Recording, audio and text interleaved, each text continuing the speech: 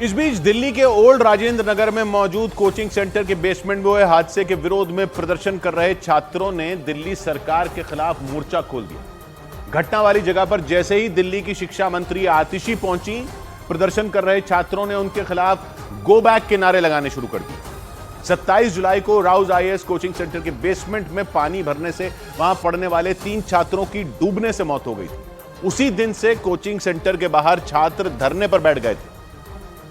लेकिन जैसे ही दिल्ली की शिक्षा मंत्री आतिशी वहां पहुंची, छात्रों ने वहां हंगामा शुरू कर दिया।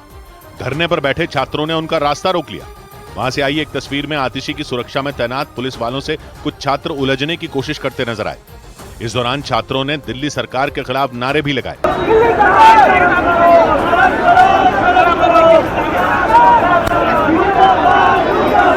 काफी देर तक छात्रों ने उनका विरोध किया। आतिशी हादसे वाली जगह पर जाने की कोशिश कर रही थी, लेकिन उन्हें छात्रों का विरोध झेलना पड़ा।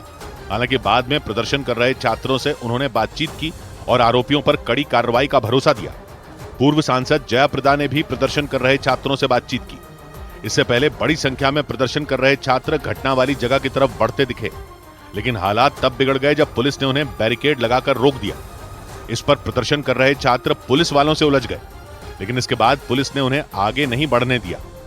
बाद में वो लोग सड़क पर ही धरने पर बैठ गए। ओल्ड राजेंद्र नगर में इस वक्त हमारी मौजूदगी है, जहां पर आप देख रहे हैं कि छात्रों का एक पूरा समूह जो प्रोटेस्ट साइट है ओरिजिनली वहां आने की कोशिश कर रहे हैं। इन सबके बीच प्रशासन ने राउज आईएएस कोचिंग सेंटर के गेट पर बुलडोजर चला दिया। उस बेसमेंट को भी सील कर दिया गया जहां पानी भरने से 3 छात्रों की मौत हो गई थी। और कोचिंग सेंटर के बेसमेंट में हुए हादसे पर सुनवाई करते हुए दिल्ली हाईकोर्ट ने एमसीडी को जमकर फटकार लगाई। कोर्ट ने हादसे के लिए सरकारी सिस्टम को जिम्मेदार बताया। 27 जुलाई को भारी बारिश के बाद दिल्ली के ओल्ड राजेंद्र नगर में मौजूद राउज आईएएस कोचिंग सेंटर में भयानक हादसा हो गया था। और उसी मामले में सुनवाई करते हुए दिल्ली हाईकोर्ट एमसीडी पर बरस पड़ी। हादसे के लिए एमसीडी के अधिकारियों को जिम्मेदार ठहराते हुए कोर्ट ने इसे सिस्टम की नाकामी बताया। कोर्ट ने यह तक कह दिया कि यह हादसा अधिकारियों की मिलीभगत से हुआ। यही नहीं, दिल्ली हाईकोर्ट ने इस हादसे के लिए जिम्मेदारी तय करने की भी बात कही।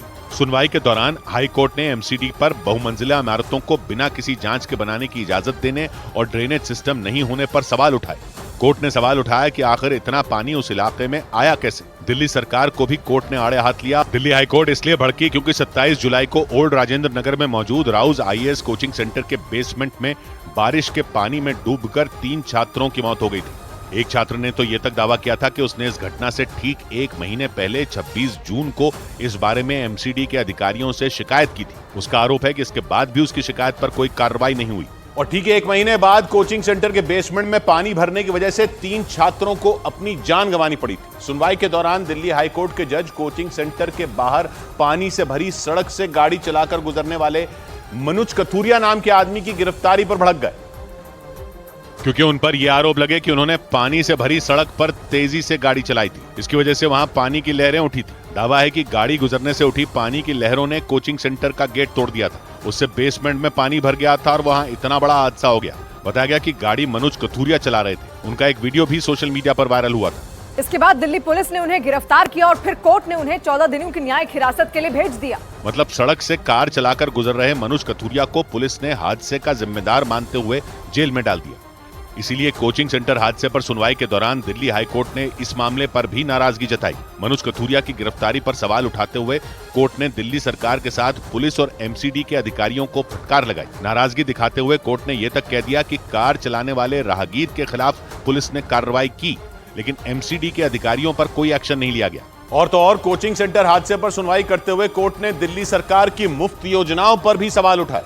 कोर्ट ने फटकार लगाते हुए दिल्ली सरकार को यह सलाह दी कि उसे अपनी योजनाओं का प्रचार करने के बजाय इंफ्रास्ट्रक्चर के विकास पर ध्यान देना चाहिए, ताकि भविष्य में इस तरह के भयानक हादसे दोबारा न हो सके। मतलब दिल्ली हाईकोर्ट ने सुनवाई के दौरान दिल्ली की आम आदमी पार्टी सरकार को खरी खरी सुना दी। अदालत ने दिल्ली सरकार को मुफ्त की योजनाओं के प्रचार से ज्यादा शहर के विकास पर काम करने की सलाह दी। कोर्ट ने दिल्ली सरकार को मुफ्त की चलाई जा रही योजनाओं पर दोबारा विचार करने की जरूरत भी बताई। कोर्ट ने सवाल उठाया कि 6 से 7 लाख लोगों के लिए बसाए गए दिल्ली शहर में 3 करोड़ से ज्यादा लोग हो गए, लेकिन इंफ्रास्ट्रक्चर का कोई विकास नहीं हुआ। दिल्ली हाईकोर्ट ने सख्त लहजे में ओल्ड राजेंद्र बेसमेंट में कोचिंग सेंटर के चलने पर सवाल उठाए। कोर्ट ने यह तक कह दिया कि एक रणनीति के तहत कोर्ट ने हादसे की जांच ठीक तरीके से नहीं होने पर किसी केंद्रीय एजेंसी को जांच सौंपने की बात कही। इस मामले में अगली सुनवाई 2 अगस्त को होगी। उस रोज कोर्ट ने एमसीडी कमिश्नर को कोर्ट में हाजिर होने का आदेश दिया। और इन सबके बीच मनोज कथुरिया की पत्नी शिमा कथुरिया ने कोचिंग सेंटर में हुए उस भयानक हादसे के लिए सिस्टम को जिम्मेदार ठहराया। न्यूज 18 से बातचीत के दौरान उन्होंने मनोज पर लगाए गए सारे आरोपों को गलत बताया और ये दावा किया कि उनके पति हादसे के वक्त कोचिंग सेंटर के बाहर पानी से भरी उस सड़क पर धीरे धीरे गाड़ी चला रहे थे। शिमा कथुरिया का यह भी दावा है कि मनोज को इस बात का पता नहीं था कि कोचिंग सेंटर के बेसमेंट में कई छात्र फंसे हुए थे। गाड़ी was going at a normal speed, first gear पे चल रही थी। फर्स्ट गियर पे मे बी 15 की स्पीड पे चल रही होगी। मतलब शिमा कथुरिया ने साफ कर दिया कि उनके पति ने लापरवाही से गाड़ी नहीं चलाई थी। मनोज कथुरिया अपनी कार से उस सड़क से गुजरते दिखाई दिए थे जहां बारिश का पानी भरा था। दावा किया गया कि कार गुजरने के बाद पानी के दबाव से कोचिंग सेंटर का गेट टूट गया था और बेसमेंट में पानी भर गया था। हादसे के बाद पुलिस ने उन पर लापरवाही से गाड़ी चलाने का आरोप लगाया। शिमा कथुरिया ने दावा किया कि जिस सड़क से उनके पति की कार गुजरी थी वहां एक दूसरी कार डूबी हुई थी, इसीलिए उनके पति सिर्फ सुरक्षित जगह जाने की कोशिश कर रहे थे। वाइट सेडान फ्लोट कर रही है तो कितना पानी होगा उसमें, क्या मेरे हस्बैंड वहां पे गाड़ी एकदम रोक देते? शिमा कथुरिया के मुताबिक हादसे के अगले दिन 28 जुलाई को उनके घर से पुलिस मनोज को पूछताछ के लिए ले गई थी, लेकिन बाद में उन्हें गिरफ्तार कर लिया गया था। उन्होंने आरोप लगाया कि गिरफ्तारी के बाद पुलिस ने उन्हें एफआईआर की कॉपी तक नहीं दी।